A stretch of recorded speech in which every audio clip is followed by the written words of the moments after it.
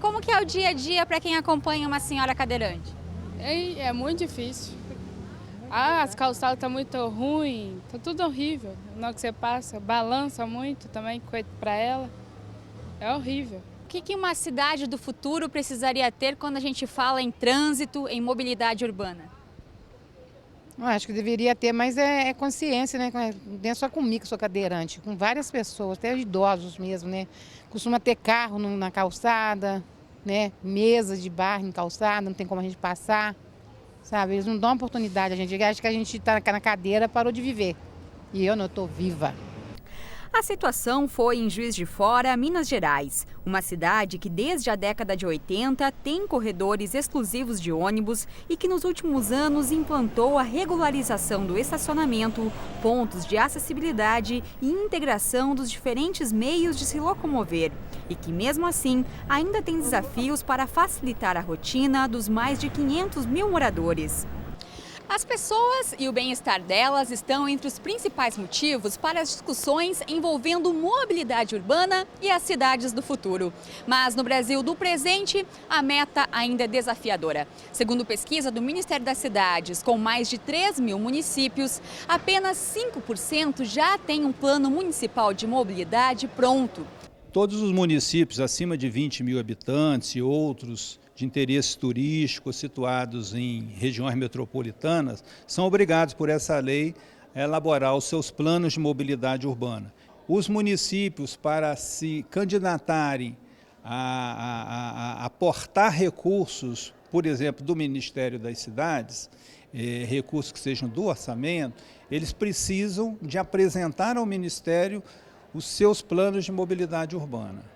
A dificuldade em acessar novos recursos é só um dos obstáculos para as administrações públicas.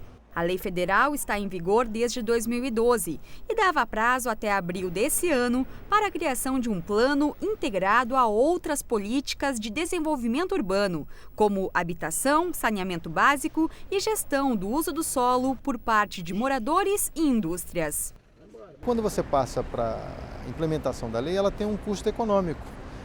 Não é todo município que tem uma cadeia de secretarias que vai propiciar a concretização da vontade da norma, no sentido de que tem que haver uma Secretaria de Meio Ambiente, já que essa lei mexe com a participação de uso do solo. Ela precisa também, não é todo município que tem uma Secretaria de Infraestrutura, não é todo município que tem uma Secretaria de Obras, às vezes está tudo junto numa secretaria só. Então, entendo que esse conjunto que a norma está pedindo, ele vai levar um tempo para que os municípios, esse prazo que foi dado 3 anos, não foi suficiente. Conforme prevê a lei, o Ministério das Cidades, por meio do Programa Nacional de Capacitação, tem realizado uma série de seminários e sensibilização, além de cursos de capacitação para quem participa dos planos. Em algumas regiões do país, as discussões contam com o apoio de entidades da sociedade civil. O Programa de Apoio à Gestão Pública é uma parceria do Instituto Votorantim com o BNDES, que nasceu em 2012 para apoiar os municípios a executarem melhor sua gestão em relação ao ordenamento do território e gestão interna. A gente identificou, dentro de alguns trabalhos de diagnóstico, que a principal dificuldade dos municípios era na elaboração de planos e projetos. Então, esse trabalho foi desenvolvido para apoiá-los nesse momento, para depois que eles possam fazer uma boa execução das políticas. E a gente acredita que nos próximos 3, 5, 7 anos, a grande maioria dos municípios brasileiros vai ter a sua mobilidade urbana planejada e assim, quer dizer, os projetos que forem implantados nessas cidades, elas vão ser elaborados segundo um planejamento adequado da mobilidade urbana. A lei prevê mecanismos para garantir preços acessíveis no transporte coletivo, vias exclusivas para ônibus e bicicletas, restrição de circulação de carros em determinados horários e cobrança de tarifa para a utilização da infraestrutura urbana, como estacionamentos públicos. Para incentivar mudanças no modelo de mobilidade, o governo também anunciou 50 bilhões de reais. Os recursos foram prometidos logo após as manifestações populares de 2013. Mas, na prática, No nosso caso específico, nós, por exemplo, cumprimos com todas as etapas em relação ao PAC da mobilidade. E até hoje, já tem 2 anos que foi anunciado a liberação do recurso, o recurso ainda não chegou na prefeitura. E isso é uma realidade de outros municípios brasileiros. Nós temos verificado que o excesso de burocracia, o excesso de controle, o excesso de discussões faz com que o recurso não chegue nas cidades. A vontade de manifestação só a aporte de recursos não vai resolver o problema. Os taxistas, motoristas de ônibus, motoristas de todo o dia a dia têm que enfrentar e participar dessa questão.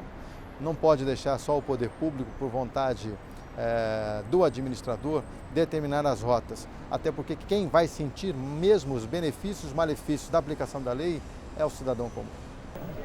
João está fazendo a parte dele para um novo desenho de cidade. O skatista fez do hobby uma oportunidade de negócio para incentivar outras pessoas a conhecerem o transporte alternativo. Eu acho que o skate é e deveria ser tratado como meio de transporte, sim, principalmente porque ele já não polui, né? Muito melhor, como uma bicicleta ou qualquer outro transporte que não seja motorizado. Está crescendo um pessoal alternativo muito maneiro, pessoal da bike, pessoal do patins, patinete, skate. Eu acho que era necessário puxar uma atenção para isso, os governantes puxarem atenção para isso, para colocar realmente uma ciclovia onde o skate possa transitar, para não haver atropelamento e tal, e ter mais mobilidade urbana. Se tivesse uma maneira de eu vir de skate para o trabalho, com certeza eu viria, não viria de moto.